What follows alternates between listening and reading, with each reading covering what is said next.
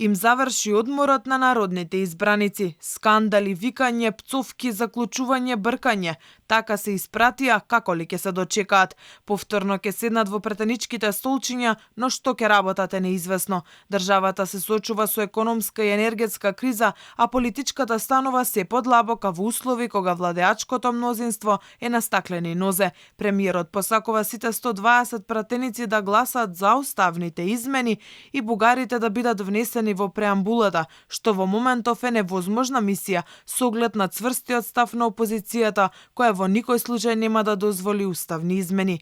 Владеачкото мнозинство сега на агендата има комисијата за избори и именувања, конечно да ги предложи тројцата уставни судии. Председателката на Уставниот суд Кацарска во неколку наврати бараше собранието да ги пополни празните места, бидејќи за 2 месеца мандатот ќе му истече дополнително на уште еден.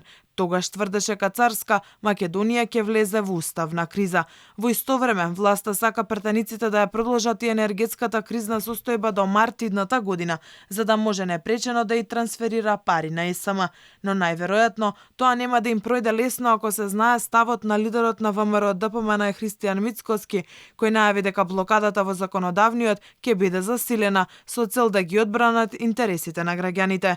Во исто време, ВМРО ДПМН инсистира дека единствениот излез за државата во моментов се предвремени парламентарни избори и нова влада, која ќе извлече државата од актуелната енергетска, но и политичка криза. Од ВМРО ДПМН се уверени дека активната блокада е успешна.